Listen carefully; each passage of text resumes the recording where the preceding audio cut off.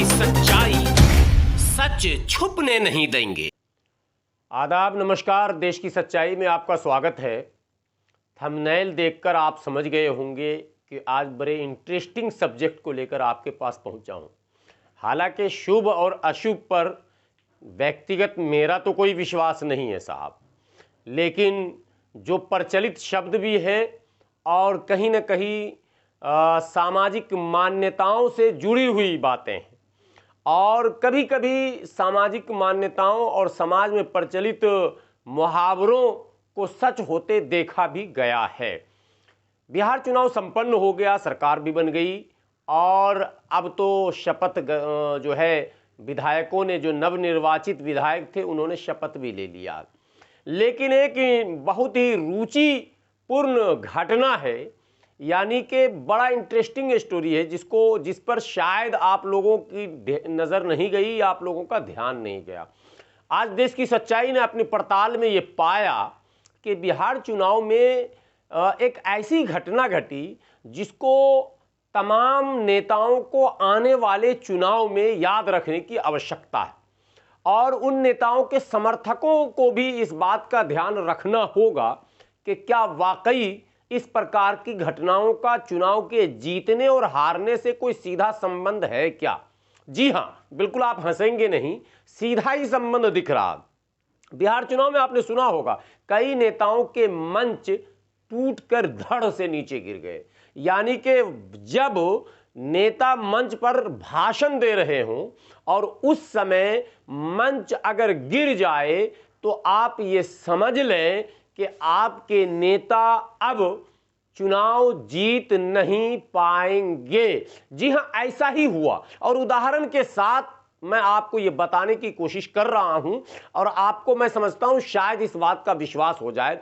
विशेषकर उन समर्थकों को सचेत होने की आवश्यकता है जो अपने बड़े नेताओं के मदद से प्यार करते हैं, उन्हें सदन में देखना चाहते हैं, लेकिन इंतजाम उनके हाथ में होता और उनकी कमियां अपने नेताओं को भी लेकर धड़ से नीचे चली जाती हैं। जी हां, मैं बात करता हूं बिहार चुनाव में इस तरह की घटनाएं घटी, यानी कि जो मंच टूटने की घटना घटी और जहां जहां मंच जिसका जिसका टूटा वो सारे नेता चुनाव हार गए। जी हां, आपको आश्चर्य होगा, सबसे बड़ी घटना और पहली घटना जिस नेता के बारे में बिहार नहीं पूरे भारत में ये चर्चे में बात थी कि सब हार सकता है लेकिन वो नेता चुनाव नहीं हार सकता है, लेकिन आप देखेंगे और परिणाम भी देखेंगे कि वो नेता भी चुनाव हार गया। जी हां, मेरा इशारा पप्पू यादव जी की तरफ है जो चुनाव हारे ही नहीं बल्कि बुरी तरह चुनाव हार गए।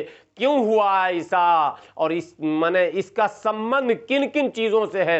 हो सकता है अनेकों कारण हो, लेकिन देश की सच्चाई की पड़ताल में यह आया कि पप्पू यादव जी भी जब मंच पर भाषण दे रहे थे तो धाए से नीचे गिरे। वो धड़ाम से जो नीचे गिरे कि मतलब हो गया कि चुनाव में भी वो नीचे गिरे। आप देखेंगे वो तस्वीर जब पप्पू यादव अपने समर्थकों के बीच भाषण दे रहे हैं और अचानक मंच टूटकर जमीन पर आ जाता है। ये पप्पू यादव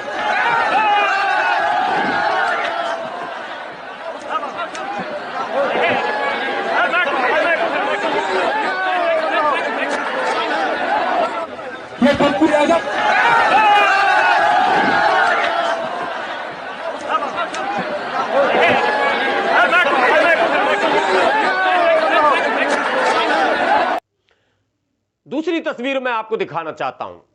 आप देखेंगे बहुत प्रसिद्ध वो हॉट सीट था वो।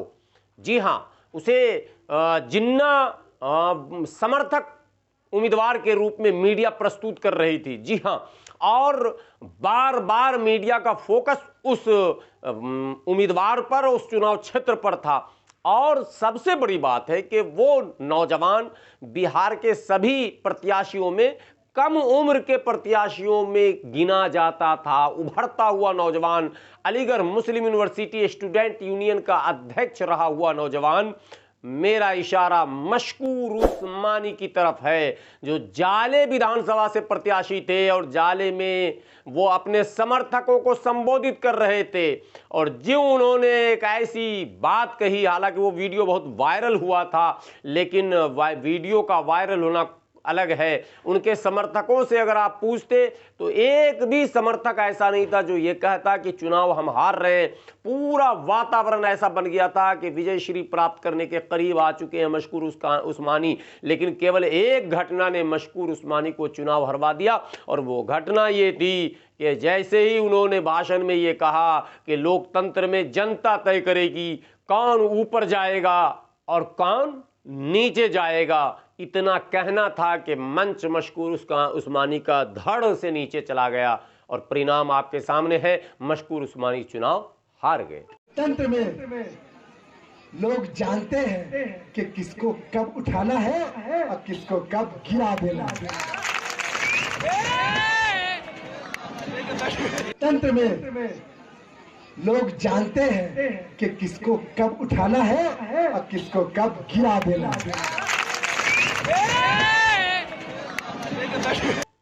तीसरी एक बड़ी घटना आपको बता रहा हूं, वो भी बहुत चर्चित चेहरे हैं। जी हां, तेज प्रताप यादव के ससुर लालू प्रसाद यादव जी के समधी चंद्रिका प्रसाद राय। बहुत शोर था कि ये सीट तो है जेडीयू निकाल कर ले जाएगी।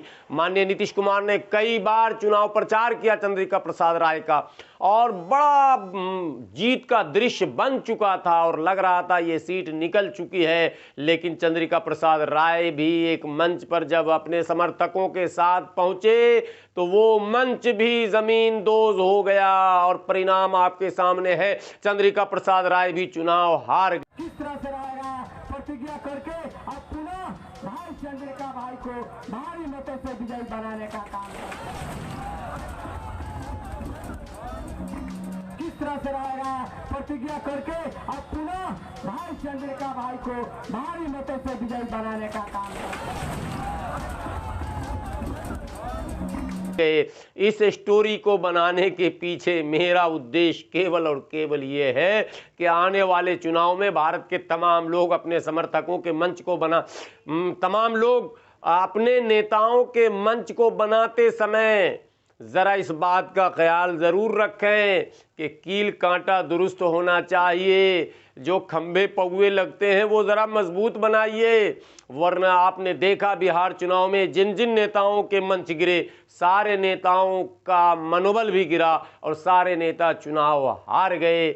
मैं इसी तरह की खोजी जो है पत्रकारिता करने में निरंतर लगा रहूँगा, और लगातार मेरी कोशिश होगी कि चुनाव से जुड़े और भी कोई रोचक तथ्य हो तो वो आपके सामने लाकर रखूं। आज के लिए बस इतना। नमस्कार, जय हिंद, खुदा हाफिज।